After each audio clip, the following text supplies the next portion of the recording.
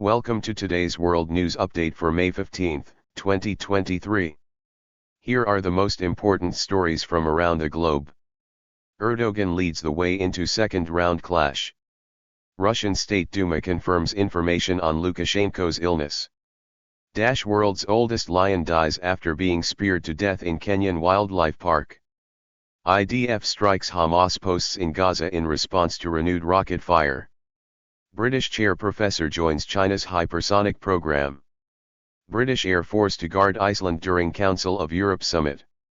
India first democracy to ban encrypted messaging apps on massive scale.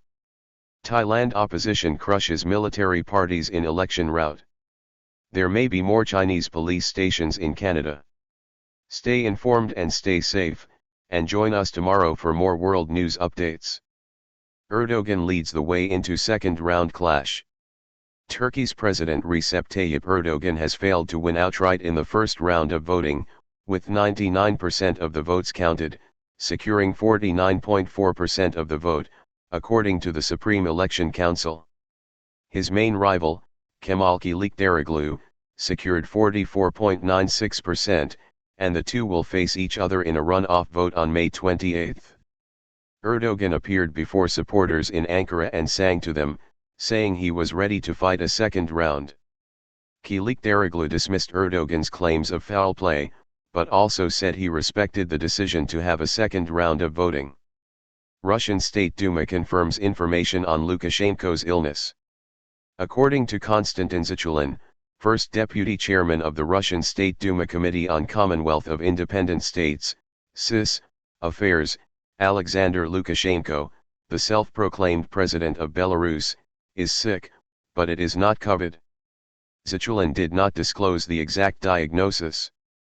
Lukashenko had recently made fewer public appearances and did not give his customary speech during this year's Victory Day celebrations. On May 13, he visited the presidential clinic in Drozhdy after a long absence in public, and on May 14, he did not attend the celebration of the Day of the State Flag, State Emblem, and National Anthem of Belarus. World's oldest lion dies after being speared to death in Kenyan wildlife park. A 19-year-old lion believed to be the oldest in the world has been killed by a group of Maasai warriors in Kenya after he was caught preying on livestock. The lion, known as Lunkito, had strayed too close to a pen in the Amboseli National Park, which prompted the herders to take action.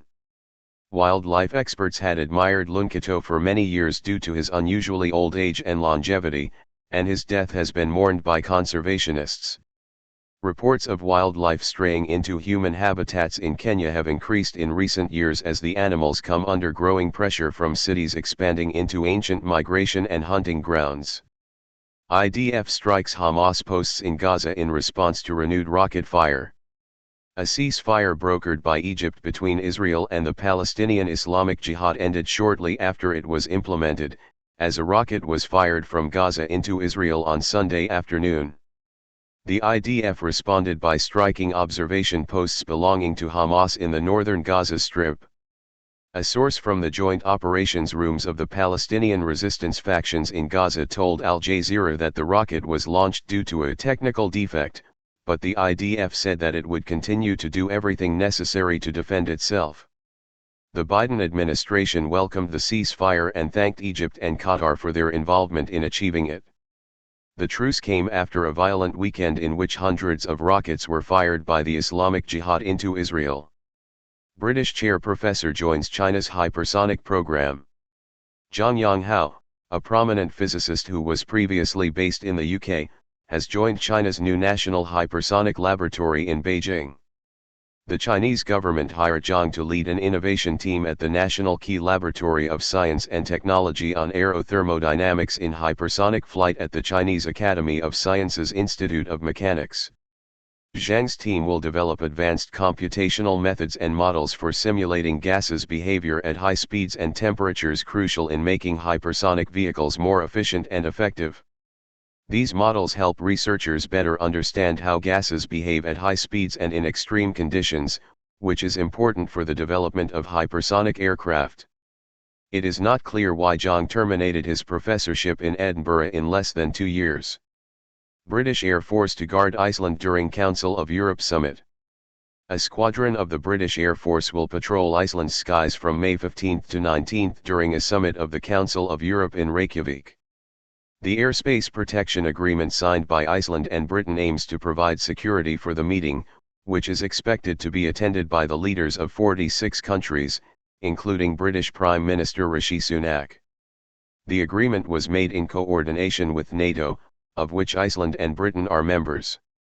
The summit will be the largest international event held in Iceland, which has no standing army or air force of its own. India, first democracy to ban encrypted messaging apps on massive scale. India blocked 14 mobile applications that provided end-to-end encrypted messaging services or enabled peer-to-peer messaging.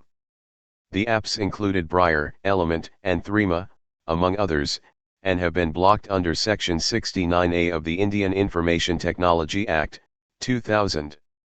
Indian intelligence agencies claimed that these apps were being used by terrorists and their supporters in Jammu and Kashmir. However, the decision to block these apps is more of a strategic move to stop Indian citizens from using secure and anonymous messaging apps. This makes India the first democracy to follow in the footsteps of authoritarian governments like Iran and Russia. The Free Software Community of India, FSCI, argues that the ban violates Section 69A Information Technology Act, 2000, and Shreya Singhvi. Union of India. The FSCI believes that federated, peer-to-peer, encrypted, and free software apps like Briar and Element should be promoted as they are key to national security, as they provide means to enable sovereign, private, and secure communication to citizens of India. Thailand opposition crushes military parties in election rout. Thailand's opposition has won a surprising victory in the recent election, defeating parties allied with the military and potentially ending nearly a decade of army-backed rule. The Move Forward Party and the Pheu Thai Party were well ahead with 99% of votes counted, but it remains uncertain which party will form the next government. The opposition parties will need to make deals and gather support from various groups, including a junta-appointed Senate that has favored military parties. Move Forward's performance is a test of Thailand's ruling parties and establishment after it came close to a clean sweep of Bangkok on a platform of reform and dismantling monopolies. The party's leader, Pita Limuro Enrod, has called the outcome sensational and expressed a willingness to form a government with Pheu Thai, but has set his sights on being prime minister. There may be more Chinese police stations in Canada. According to an article from Reuters, Public Safety Minister Marco Mendicino has stated that there may be more Chinese police stations operating in Canada, months after police began investigating whether 2 community centers in Montreal were being used to intimidate or harass Canadians of Chinese origin. Mendicino believes that the Royal Canadian Mounted Police, RCMP, have taken action to disrupt any foreign interference in these so-called police stations and will continue to do so if new stations emerge. In March, Canadian police said they were investigating the centers in Montreal, but earlier this month, the Canadian press reported that the centers were operating normally despite the minister's statements that all secret stations in Canada had been shut down. China has denied allegations of interfering in Canada's affairs, but last week, Canada expelled Chinese diplomat Zhao Wei after an intelligence report accused him of trying to target a Canadian lawmaker critical of China's treatment of its Uyghur Muslim minority. In response, China expelled Canadian diplomat Jennifer Lynn Lalonde from Shanghai. Canadian Prime Minister Justin Trudeau's government has been under pressure to clamp down on suspected Chinese interference and call a public inquiry into the matter. His government has appointed a special investigator to look into the issue.